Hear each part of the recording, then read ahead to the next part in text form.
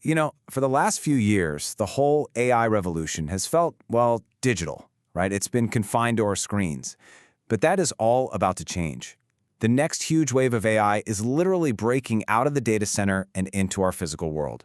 And that means one thing: robots. But probably not the kind you're picturing in your head. And that quote really nails it. Making that leap, going from an AI that can talk to an AI that can actually do things, that's one of the single biggest challenges in tech today. So, in this explainer, we're going to break down exactly how NVIDIA is building the blueprint to make this physical AI revolution a reality. So what makes this so incredibly hard? Well, it all boils down to one fundamental problem, something that language models like ChatGPT never, ever had to deal with: a massive, massive data gap. And this gap, it's really the Achilles heel of physical AI. See, language models had this incredible head start. They got to train on pretty much the entire internet, a gigantic, already existing library of all human knowledge. Physical AI, it has nothing even close to that. There's no giant database out there that teaches a robot how the world physically works when you touch it. I mean, think about it like this. To a robot's camera, an egg and a baseball, they're kind of the same thing, right? They're both just round objects. Video can teach a robot what they are, sure, but it can't teach it that one is super fragile and the other is hard as a rock. And without that knowledge, how would the robot ever know to use a delicate touch?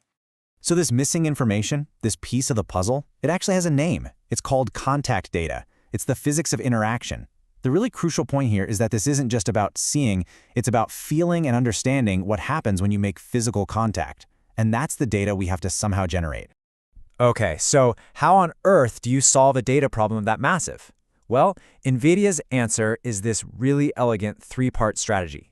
You can think of it as a complete pipeline for creating and deploying smart robots. So here's how it works. First, a giant supercomputer trains the AI models. That's the brain. Second, another powerful computer runs a super realistic simulation of the world, basically a virtual gym for the robot. And third, a tiny but powerful computer goes inside the robot itself to run that brain out in the real world. It covers the whole process from abstract learning to actually doing. So we've got this three-computer blueprint, but what does that actually look like day to day? It creates this incredible workflow that can take a skill from a simple human demonstration all the way to a robot doing it completely on its own. It all starts with a person just showing the robot how to do something. That one single demonstration is then used to train an AI in a virtual world, where it can practice thousands and thousands of times in all sorts of different conditions. But here's the really clever part. This middle step they call hardware in the loop, where the robot's actual brain gets plugged into the simulation. And finally, you deploy it in the real world to close the loop and make sure it actually works. And that right there, that's the secret sauce. That's how they solve the data gap. Simulation creates what you could call a one-to-many data flywheel. One real-world example gets multiplied into thousands of virtual experiences, which just massively speeds up the robot's learning curve without needing to do thousands of attempts in the real world. I love this quote because it just perfectly captures the magic of that hardware-in-the-loop step. The simulation is so good, so convincing, that the robot's onboard computer, its brain, is being tested and truly believes it's performing a real high-stakes task. It's like the ultimate final exam before you ever let it touch a real patient or a real object. Okay, so the end goal here isn't just to build a robot that can do one little thing perfectly. No. The real vision is way bigger. It's to build a robot that can do many different things, and more importantly, a robot that can learn to do new things. I mean, just think about the difference for a second. For decades, robots have been specialists, right? Like an arm on an assembly line that does the same exact weld a million times. A generalist robot is a completely different beast. It's adaptable. It can switch between jobs, which is exactly what we need for robots to be useful in our messy, unpredictable world. This analogy is just perfect. A generalist robot isn't a master of anything right out of the box. Instead, it's like a new graduate. It has a solid foundation of understanding and, crucially, the ability to learn on the job. That capacity to learn new skills, that's the absolute game changer. So how do you actually build one? Well, it's all about creating a skills library.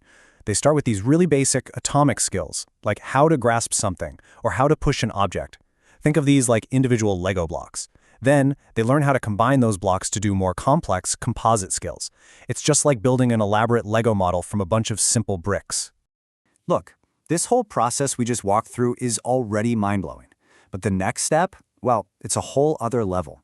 What if, instead of having to carefully program all the physics into the simulation, the AI could just learn physics on its own? And that brings us to this idea of a world model, like NVIDIA's Cosmos project.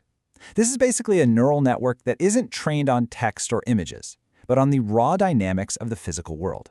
It literally learns cause and effect. It develops an intuition for physics. And here's the really important part.